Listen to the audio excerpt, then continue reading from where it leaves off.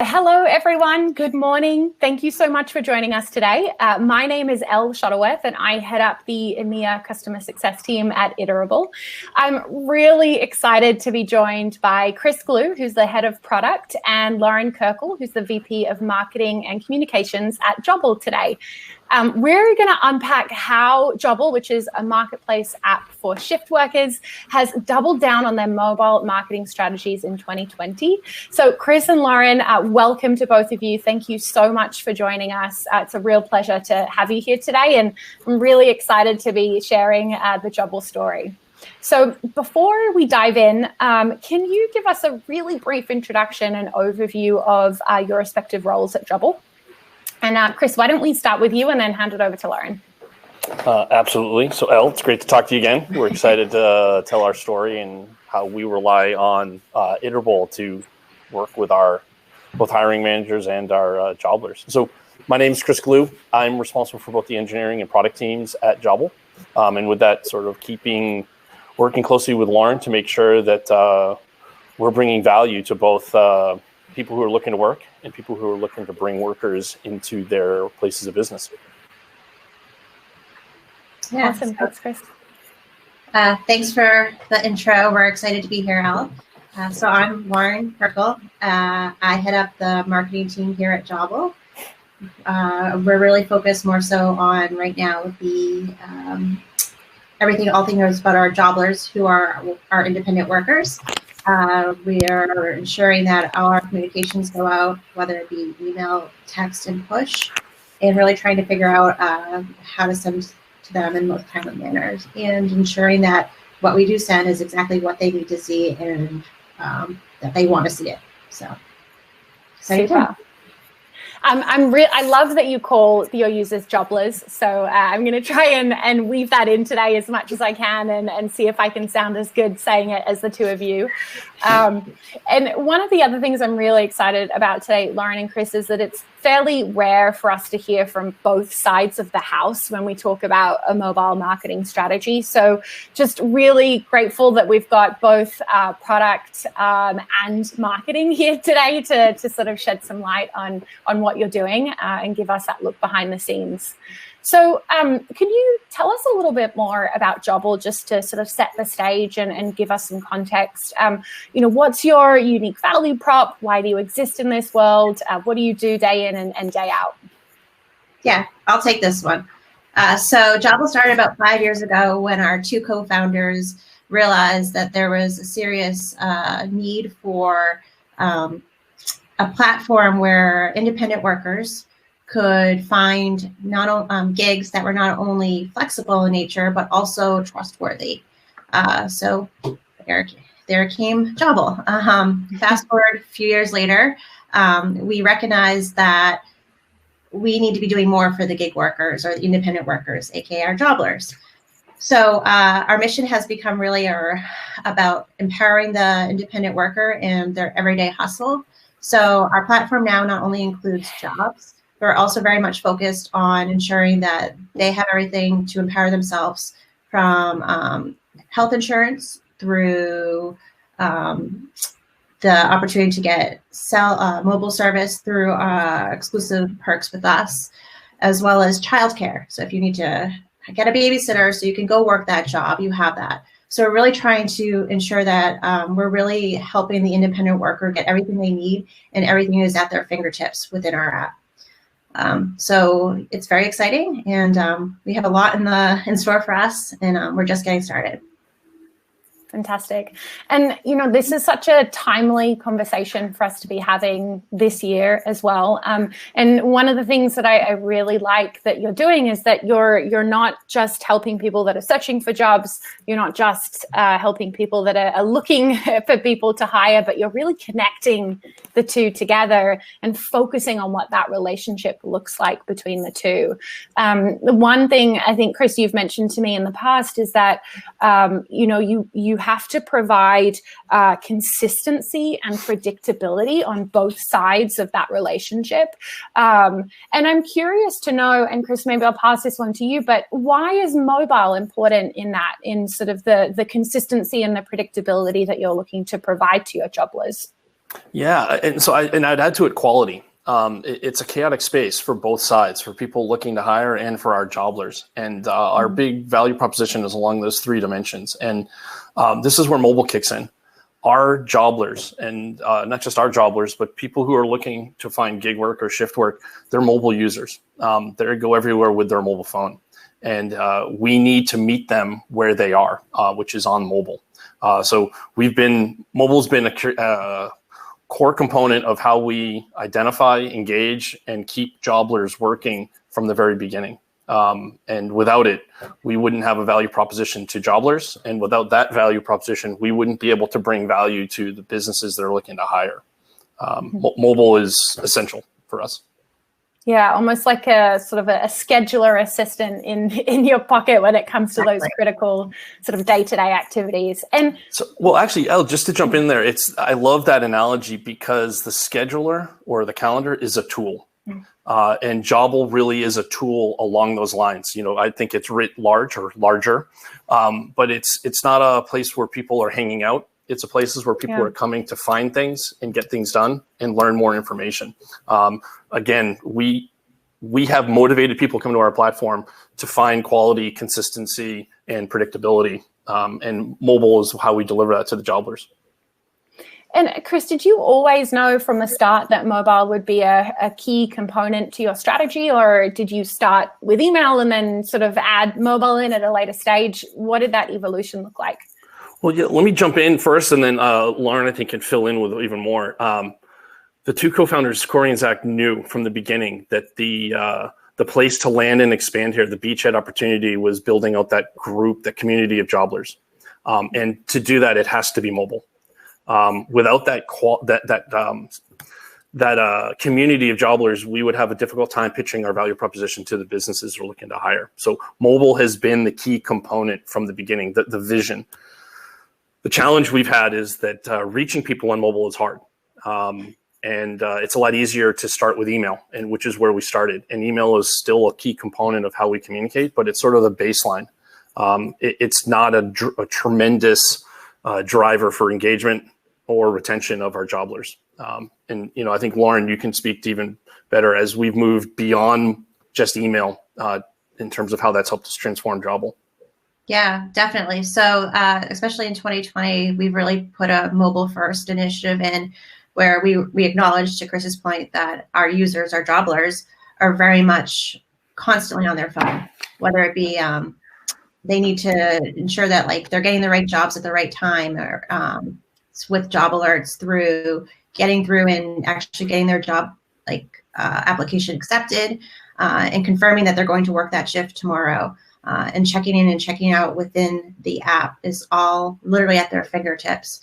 So in order to, one, make sure that jobblers are using the app correctly, and two, to ensure that they know how to use it, and know that this feature is available, we've really heavily relied on Iterable this year, especially to ensure that we can get those push notifications as well as SMS messages out in a timely manner, and that they stay relevant.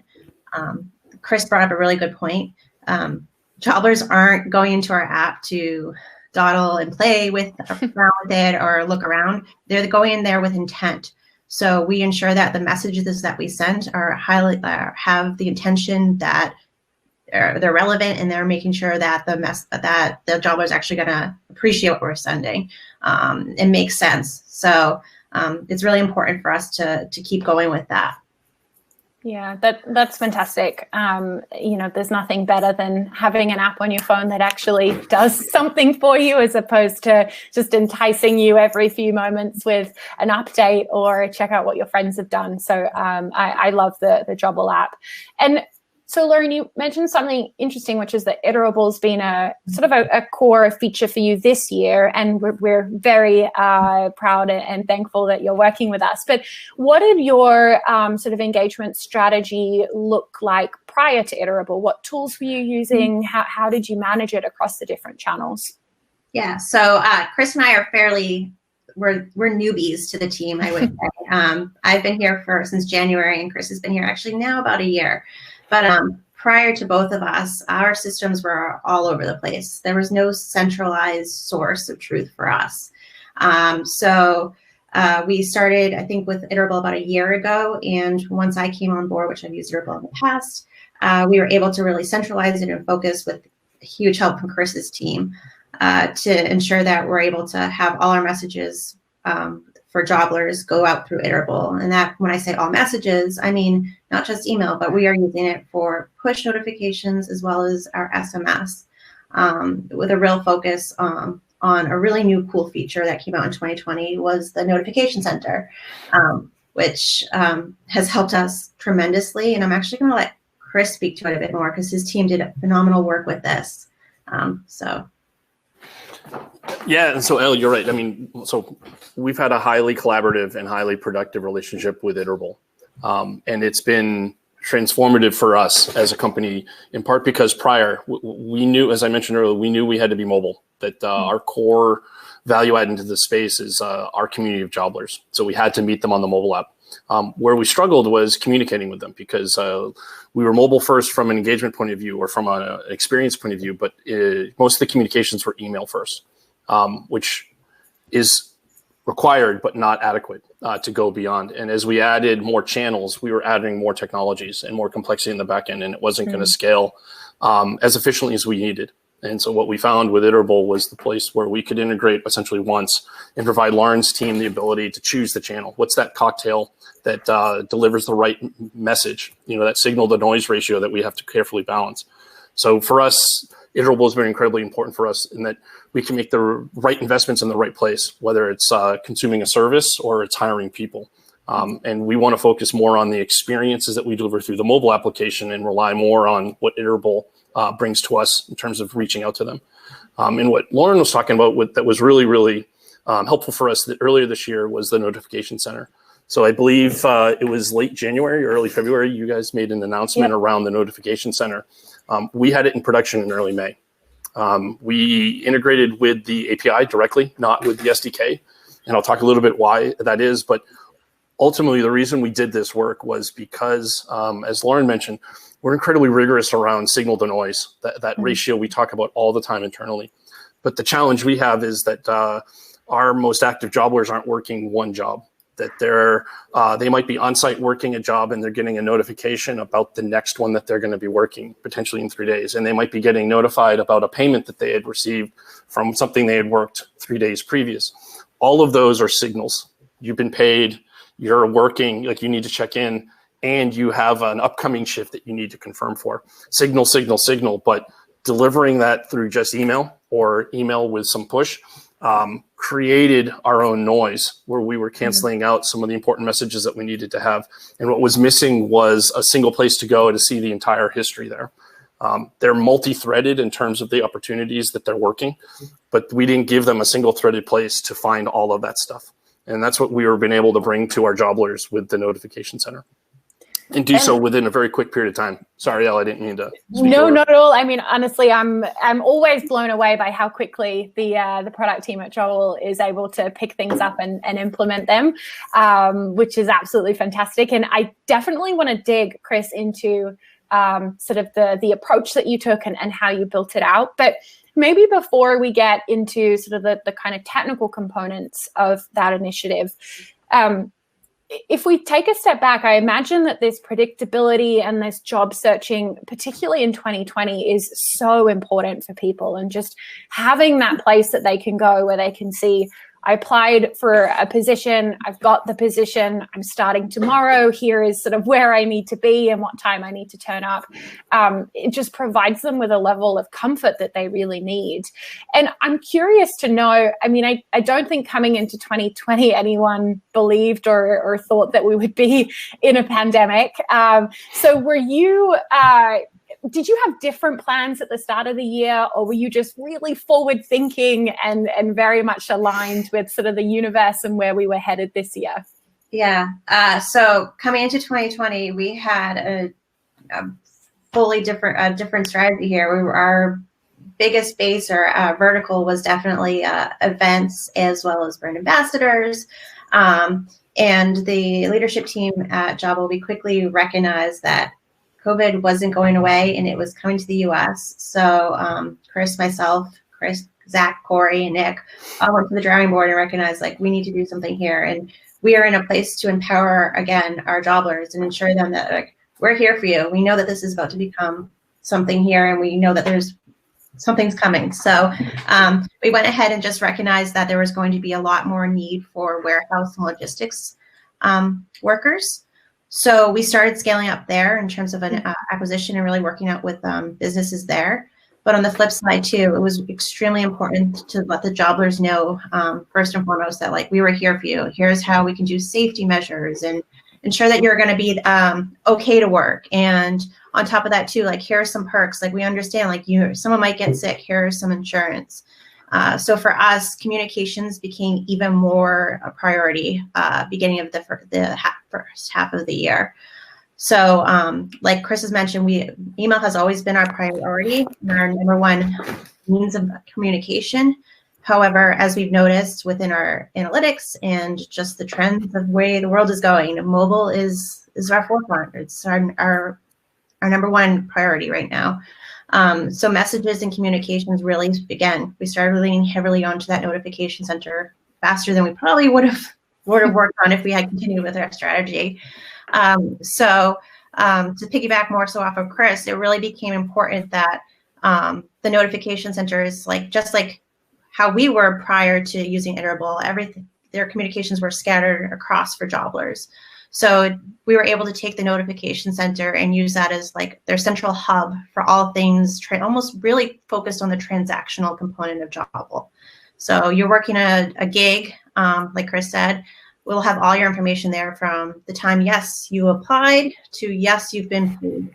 And so we want to make sure that we're continuing to empower the Jobblers and make them feel that like we're here to support them. And 2020 has really been about that. It's just really empowering and supporting our Jobblers through not only, of course, our notification center, but in our messaging, but with our perks as well. So. Yeah. And Elle, I think your comments at the beginning, prefacing it with that you're having both marketing and product on here. I think this is one of those places where this is very much true. Everything Lauren said is spot on, 100% valid and accurate. From the product side and the engineering side, not that we're clairvoyant, but we were largely agnostic to a lot of the changes. And the reason is the big difference was volume and scaling. But what we saw was just more people coming to the platform to work, more Jobblers, more businesses hiring, and the flexibility that comes with shift work and that we enable in the space allowed people who were working corporate trade shows in January to be doing warehouses in March. So we saw the same people who were active on our platform closing out 2019, ramping up into 2020, shifting the verticals. And it's because they don't really approach it from a specialization. It's more that they have a revenue target. And that's where we bring that predictability, the quality, and the consistency to those people. And it's helping them be flexible as they move around. So from our team's perspective, we were largely not blind to it, but we could take a more agnostic perspective because of what we were seeing from the scaling on the platform. And a lot of that was enabled by Iterable, again, that because the mechanisms that were put in place, Lauren's team was able to customize the messaging and control the levers as to which channels were being used. Yeah, exactly. And pivot very quickly and if we had to get messaging out around, a job, there might have been exposure or whatnot, which luckily only happened once, but we could quickly get that messaging out. And all of the Jobblers, I have to say, have been extremely appreciative with our communications. Now, tying it back to the notification center, the COVID absolutely made this all the more important to us.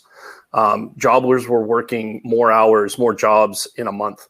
And so that self-imposed noise ratio to the signals, because they were working multiple shifts, multiple jobs throughout the month, we were hitting them with all these important transactional messages that were required, and it became cumbersome for them. And so Lauren, spot on. We saw this early on. It happened to be fortuitous timing from COVID hitting, the transition from verticals with what our jobblers are working, and the volume of jobblers working more and more shifts.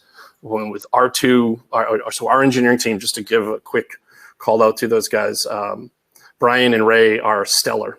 And working with the API was more work than working with the SDKs. But part of the reason we did this was it gave us more customization. So it has more of a look and feel that is consistent with our brand inside of our application. But they were heads down for probably 6 to 8 weeks to get this out into production. And it really did change the way our jobblers engaged with us. That's fantastic. And I think just to give everyone on the line some perspective, I mean, when you talk about pivoting, you've done an absolutely tremendous job of pivoting as a business and being successful in that. I mean, I was reading an article in the Boston Globe. I think your CEO, Zach Smith, mentioned that sort of at the start of the year, and I'm going to get these stats right, 20% of your job postings were in the grocery and food industry, and now 80% of your job postings are in that industry. So, I mean, it's a huge shift that you've gone through as a business, and it's just so great to see how successful it's been for you, but also for the people that you're supporting day in and day out. So I want to get into the technical side, Chris, because I know I want to sort of pick your brains on this a little bit. But when you talk about the notification center, so the mobile inbox that you've created, can you walk us at a high level through sort of what the implementation actually looked like for that and sort of what the steps were that the product team went through to get this live? Yeah, absolutely. At the same time, yes, let me I'll be as candid and as transparent as I absolutely can. So, for us, the timeline really was tied to the product announce that we saw from Iterable. And I again don't remember exactly when it was, but it was sort of late January, early February. Yep. Our team had already begun looking into how to help people help jobblers understand like what was the next thing that they needed to do, so they didn't lose sight of those messages. Push notifications are ephemeral. SMS is off our app, so giving them a centralized location. And so it really was kismet here in terms of the timing between the challenges we had identified closing out into 2019 with the shifts that were coming due to COVID, as well as the product announcement from Iterable, from your team. And again, the two guys, Brian Burns and Ray Belisle on our side, are just consider myself super fortunate to be able to work with those two guys. I forget who saw it first, but we were passing around on Slack the product announcement. I think a couple days later, Brian had a prototype, sort of a hello world version of it working, and saying, I think this is the path that we should double down on and keep moving. And from basically mid-February on, it was heads down in terms of bringing this out. Now, we did have to make a decision early on whether we went with the SDKs or work with the API. Mm-hmm. So one reason, as I mentioned, we went with the API was the customability or the customizations that we could do there. It gave us a stronger control on the experience from a jobbler's point of view. But there's also a technical component. We build our mobile application on Titanium. So we write once and then publish binaries for both Android and iOS. Making the Iterable SDKs work with Titanium was non-trivial. So there was a bit of work that would need to be in there, and we would have lost some of the functionality. So for us, the decision was pretty clear early on that we wanted to work with the API. Great.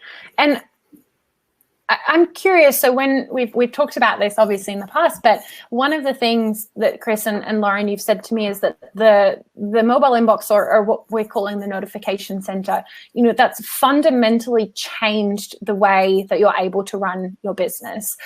Can you maybe both elaborate on that a little bit for us? So we've kind of looked at why it happened, how it happened, and then what the results were and how it's changed things. Yeah, and Lauren, if I can jump in here, because From one of the things we noticed coming out of the end of 2019 was we looked very closely across the team here. What made a successful work experience for a jobbler and for a business? And as those patterns came out. And some of them were a little tricky and some of them were blatant, unambiguous. We then wanted to build it into their experience so that their expectations were being set very early on, and we were keeping them engaged so that if someone applied for a job and it wasn't for 5 days, no-show rate was a hard thing for us. It was bad for the jobbler and bad for the hiring company. We weren't bringing predictability, quality, or consistency to either side. So we were sort of failing both of those partners, both those customers. And with the notification center, we were able to put in a single place the messages that we were automating around you've been hired, you need to confirm, you need to check in, you need to check out, you've been paid. Those critical milestones in the jobbler journey, which is something we talk about every day, as a single place where they can see all that stuff. And they're not going through a jobbler journey in series, they're doing it in parallel across multiple jobs. And that's where we were introducing that noise to our own signal. And the notification center, the mobile inbox, gave them that single path. What about you, Lauren? How's it sort of changed things on the marketing side? Yeah, so great question. For us, it's really been about the fact that now we're able to, again, have that central hub for our jobblers. But also, too, we've really made sure that the focus has still consistently been transactional. So for us, it's given us more leeway with our email. And we're being able to actually now start to have a little more fun with our emails and actually have our jobbler perks. And we now have an opportunity. We now have our own newsletter, an everyday hustle that goes out every Tuesday. So we're actually starting to free up our email space so that we can actually start letting jobblers know when they want, more so. It's because, in my opinion, email is less in your face than an app because, again, you always have that mobile phone next to you. I'm sure we all have one next to us right now. But email is you have to go to it. So the opportunity for us with using the notification center is we reduced the amount of noise. And so jobblers, yes, these you need to know about what you need to check in for tomorrow. You need to confirm that you're going to be there.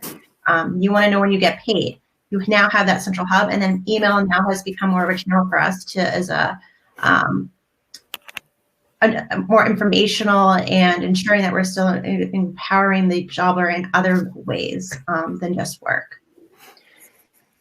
Just listening to both of your responses, one thing that just struck me is that you've really taken those, and Chris, I know you mentioned there's 3 kind of core components that as a business you're looking for, but the 2 that I mentioned earlier was sort of predictability and consistency. And what I love about this strategy is that you've taken those 2 elements and you've applied them to the way in which you talk to your jobblers as well. So they know that anytime that they get a notification on their phone that it's going to be about something transactional, so they should expect to receive that type of message through that channel and then listen out and engage with it more. So it just struck me that that's also something that you've applied to your strategy in and of creating this notification center, which is great. And Elle, on that, something we're absolutely cognizant of is that our jobblers are finding work other places as well. It's the nature of being in the shift space. The more and more they find work with Jobble, the more and more they identify as jobblers, we think it's going to be better for them in terms of the consistency and predictability. And that goes into, I know Lauren and I talk about this all the time, that when we deliver a message, we need to make sure that there's value in the message every single time. And because when we stop doing that, they'll leave. We are open by design here. We haven't dug a moat around our jobblers. We haven't dug a moat around our businesses. We want this to be an open place because of the additional consistency and predictability that allows us to bring here. But it's something we have to earn every time. It's not something it's a tattoo and we're good. Yeah. It's something that's constant. Yeah, and it's such an important point because, you know, Lauren and Chris, you mentioned this earlier, but your phone is always on you. And so it's quite a personal method of communication. And so you want to be very sure about the message that you're sending somebody on that channel and that they're not just going to sort of turn down the notifications or ignore them. So I think that's a really important point. So I think we have a couple of questions in from the audience, which is great. So we're going to do a bit of a Q&A towards the end. But before we get to that, Chris and Lauren, if you were sort of speaking to someone out there in the universe that's thinking about, building on their mobile strategy, or possibly building out a notification center like you've done with a mobile inbox, what would be sort of the one recommendation that each of you would give them?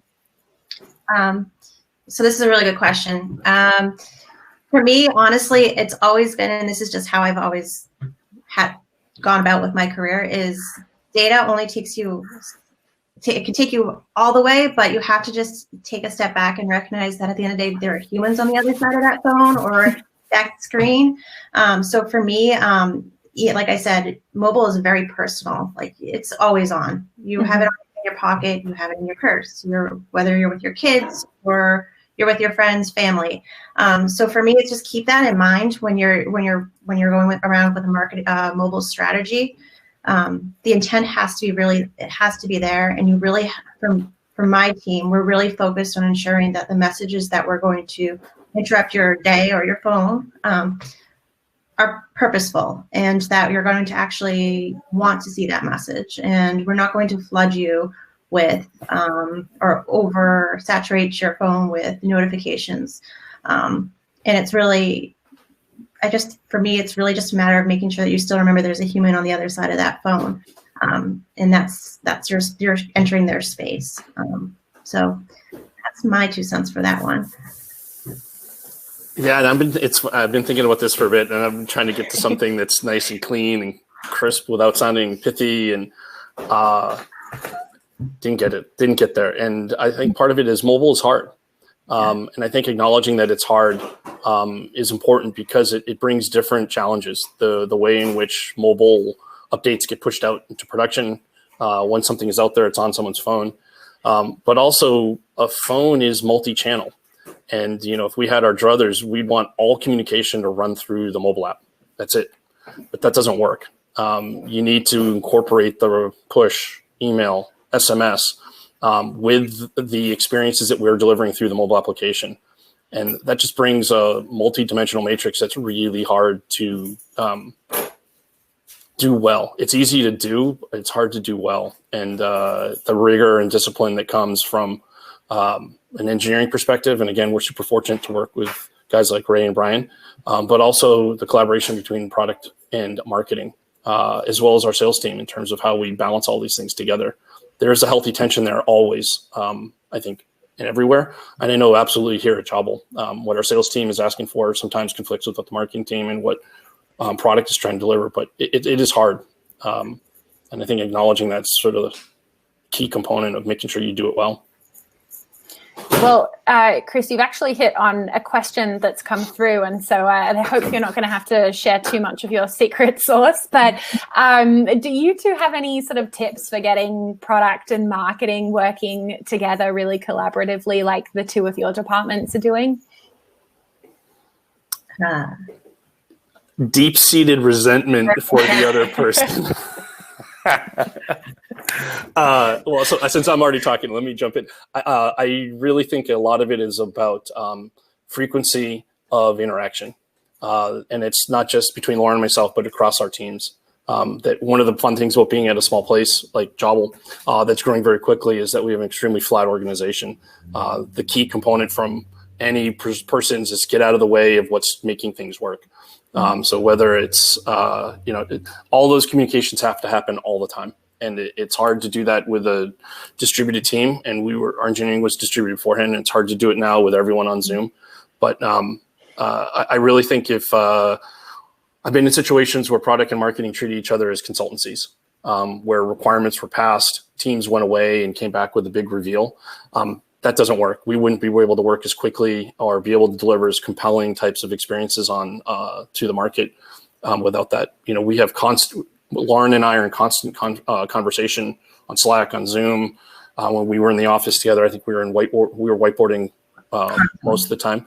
But And what that does is it means that part of it is when we do have to have an uncomfortable conversation or something where she needs to tell me something I don't necessarily want to hear, or vice versa. It's not the norm that you're having enough interactions, and this is more of a personal dynamic than it is sort of team-based thing. But I really think that's core. We're in a growth phase that puts us in very awkward situations or positions where we're going to be extended and exposed. And if we don't have the trust and confidence of being able to work together, we're going to make mistakes. Let's get through them and get out the other side as fast as we can. Yeah. Chris summed up nicely. I do want to point out one thing, or highlight one thing that he did say was, what's really, for me, I always love startups for this exact reason. We are very flat.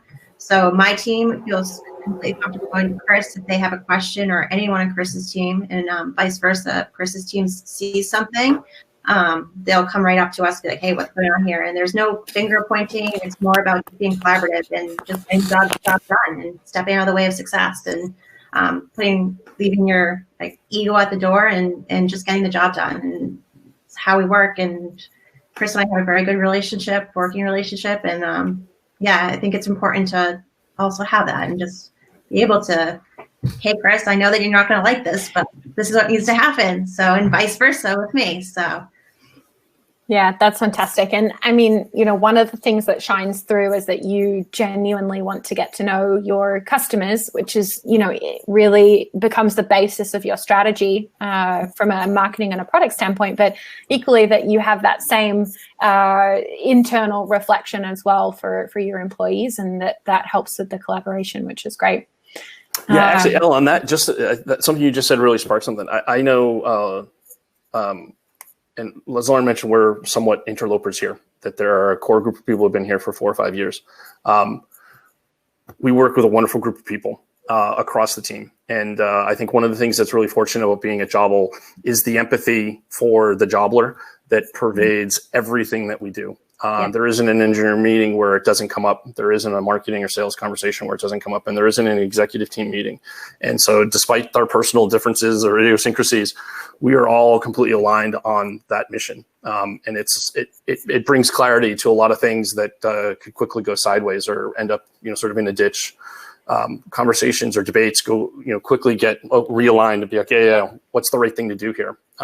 So that being able to come on board to a place where that is, step zero for everyone, they have to embody that. It makes a lot of this easier. And I've been in situations where that's not the case. So, speaking from experience, this is great. Very true. Fantastic. Well, as much as I love that type of conversation, and I could talk to you both about the amazing Jobble culture for hours, I wanted to change tracks entirely and ask another question that's come through, which is around mobile strategy KPIs. So what are kind of those core performance indicators that you're looking at when it comes to evaluating the success of your mobile strategy? Yeah, so I could take this one. So for us, we of course are always constantly looking at the number of sends going out to ensure that they're going out. But more importantly, engagement first and foremost. And engagement doesn't just stop within we get an SMS out or a push notification. It's tracking to see okay, are people actually going in and confirming a job? So, and the only way they know to confirm a job is through our communications through the in-app pushes and SMS. So we are constantly looking at confirmation rates. We're looking at the show rates, as Chris alluded to earlier. And one of the big KPIs was show rate. And as Chris had alluded to, prior to my start, just 2019, our show rate was not the greatest. There was a lot of room for improvement, but I have to say, I'm very happy to say that we're seeing 10 times the amount of show rates that we've seen in the past. And I have to say, that's greatly attributed to the work we've done with mobile and ensuring that users are not only understanding how to use the product, but are actually getting the messages. And that starts with reviewing number of sends. Yeah, and to add in, basically or part of this is a little bit looking back and a little bit looking forward from a product point of view. The mobile app today is a requirement to work. You can find work on mobile web. But in order to accept, confirm, check in and check out, which are all required steps for someone to be able to work and get paid, all of that takes place on the mobile app today. And that's been our focus for the last 12 months, is to really smooth that out so that we can scale. And we've been fortunate with the way we've been able to grow this year. But moving forward, we're looking to use mobile as a point of acquisition as well. So, sort of the funnel flow from, there's acquire, engage, and retain. Mobile has been essential for the engage and retain. And that's where we've been heads down, because we had the biggest opportunity to add to Jobble's business that way. And that's, everything we talked about with the notification center. What we're actively working on now is to move the role of our mobile application up funnel into the acquisition point of view. And so from a KPIs, we do track like app installs, but it's something we keep an eye on compared to confirmations and check-ins and checkouts and payments. That's all going to change. So, later this year, we'll be starting our mobile application KPIs from acquisition to payment. We'll have the full suite of KPIs that we'll be tracking aggressively. And because I know we've only got 2 minutes left, any tiny acquisition strategies for mobile that you can maybe pepper in there, Chris, or Lauren, that you're thinking about when it comes to that next step? Social. For us, marketing, social is going to be a big one for us, a big play for us in 2021. Awesome.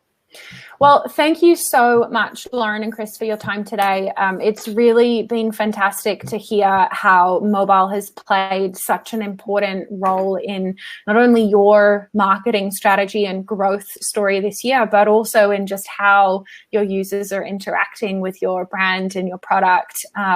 So we really appreciate the story, the insight into how you set up your notification center, and then also some tips for where you're headed in the future. Been incredibly insightful. Thank you so much, both of you, for your time. Thank you for having us.